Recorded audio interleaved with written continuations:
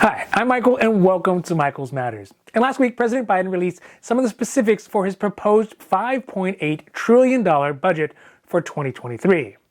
Now, although we have not seen the full budget yet, because that comes out later in spring, the budget had more money allocated for things like the usual suspects, so places like education, health and human services, as well as transportation. But noticeably, there was a pretty big increase for services that affect seniors and retirees, primarily a 14% proposed increase in the money that Social Security Administration as well as the Medicare Administration get. These additional billions of dollars in increases could really help the struggling agencies to improve their internal efficiencies as well as their customer service if it was ever to pass. Now, with the new details about the budget, though, not everybody is convinced that the new money will go far enough to help struggling seniors and retirees who have been hit hard by the massive rise in inflation this year. This is because the money is going to be geared towards helping the agencies, but not actually bringing down the costs that are hindering the program that could actually lead to as much as a 22% reduction in Social Security benefits by 2023 if nothing else is done. Now, of course, we have to remember from our civics classes, that one that most of us slept through in high school, the president doesn't actually make the budget. So in reality, this budget is more of a statement of goals and maybe more of a roadmap for members of Congress to follow, to use, to help develop legislation and ultimately pass the next budget rather than actually be a real actionable budget from the president. In the process, though, like a game of telephone, as each person gets to put their piece into the budget, it could look very different by the time it gets through Congress and ultimately onto President Biden's desk. So today, we are talking about President Biden's proposed budget, what it means for seniors and retirees on Social Security retirement, so that's the SSA, Social Security disability, that's SSDI, as well as on Medicare. Now, this is Michael's Matters, and before we get to it, if you like these videos, if you find them interesting, if you find them helpful, if you at least find them useful, please don't forget to like and subscribe. That way you can get updates when our newest and most informative videos become available. All right, so let's start today off by talking about the new proposed fiscal budget for 2023 that is being put forth by President Biden in the hopes of encouraging Congress to put more funding into public services.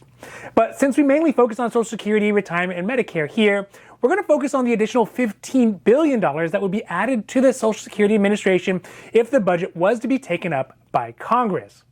Now, according to the early budget synopsis of the budget, the additional $15 billion will be used to help bolster the services that the Social Security and Medicare provide. So no, it's not going to lower the amount of money that you have to pay for Medicare or, in fact, increase how much benefits you get from Social Security, but it will go towards getting the Social Security offices back open full time. It'll also go towards improving teleservices, reduce wait times, and hire much needed new staff for the offices. Now, of course, out of all these things, hiring staff is going to be the most vital because, like many businesses, the Social Security Administration is having a really hard time finding people who want to work for the good benefits but comparatively low wages that come with a federal government job. But having money to hire these new staff will mean that things like state disability determinations will get decided faster, phones will get answered faster, and it'll mean easier things to get done when you actually go into the Social Security office. Furthermore, out of that $15 billion increase, $224 million would be specifically set aside for both Medicare as well as Social Security to fight Social Security fraud, boost access to services for people who are homeless, children with disabilities, and adults with intellectual disabilities. And lastly, it would also be used to help ensure that the Social Security and Medicare spending is spent reasonably, although there is no real definition so far of what a reasonable spending would be. That all sounds well and good. And really, when you think about it, though, it's kind of what Social Security Administration and Medicare should be doing just as normal standard operating procedures.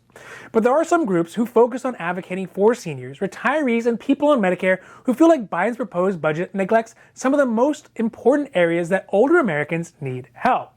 One of the biggest things that seems to be missed is funding to help increase how much benefits people on Social Security retirement, disability, and SSI can get, or some sort of augmentation, for example, in the benefits to help fight this rising inflation that has sucked out many people's purchasing power just in the last few months. For example, the president of the National Committee to Preserve Social Security and Medicare said that the budget, quote, "We had hoped that it would reflect efforts by the Democrats in Congress to boost Social Security, including a much-needed increase in benefits and adjustment for the payroll wage cap so that wealthy folks have to pay their fair share into the system," end quote. Obviously, it doesn't do that. Now, just from my personal perspective, I think it would also be really helpful to get some of that additional money to use to reconfigure how the yearly cost of living, or COLA adjustment, is calculated in order to better suit the needs of seniors instead of this antiquated current COLA calculation that always seems to leave seniors wanting. Another great thing that the money could be used to do is to spend directly to lower the cost of specific medications that are covered by Medicare. Maybe perhaps something like insulin, which has been gouging seniors for a year now. I guess literally and figuratively. No? You don't get it like the okay.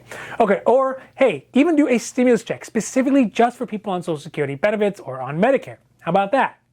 Now, of course, to be fair to the Biden administration, having faster responses, having better interagency efficiencies, and just having enough people power to handle the increased load of Americans who are choosing to retire right now, that is going to be a big help. But it just doesn't have that same day-to-day effect, doesn't have that same day-to-day help as it would having cash directly into the pockets of seniors. So overall, it's important to remember that President Biden doesn't set the budget. It's Congress who does that. So this proposed budget that he has put out really is just more of a statement of values, or maybe even a statement of goals. It doesn't actually affect policy in any real substantive way. But what it does do is it lets members of Congress know exactly what the president is looking for in a budget and how they could design a budget that could get more easily passed through Congress and onto the President Biden's desk if they ever wanted to get there. I guess the other thing that it does really is it points out the necessity for additional funds to get these gigantic bureaucratic organizations like both Medicare and Social Security back up and running to their full capacity. Because really, like anything, an old car or an old train engine, or heck, even me, if I've been laying around the house too long, it takes a lot of additional energy, a lot of additional resources, and maybe even a little additional money to get me going again. So it's not like they can just flip a switch and everything turns back on. Also, the world of needs for seniors and retirees, and soon-to-be retirees, I guess in that fact, is very different for the Social Security offices than when they closed in 2020. So they really are going to need some additional updating as well. Hopefully, though, if this budget passes, and hopefully it does pass, so that the blocking and tackling basics of getting a government bureaucracy up and running and up to speed can get out of the way. So maybe next year they can refocus the budget on things that are going to help seniors live with dignity, so that they can make ends meet by the end of the month and live a more comfortable life after all the hard work that they've put in. Now, this is Michael's Matters, and I hope that you found it interesting, helpful, or at least useful. And if you did, please don't forget to like and subscribe. That way you can get updates when my newest and most informative videos become available. So for Michael's Matters, I'm Michael, hoping that you take care of yourself, take care of others, and have a happy, healthy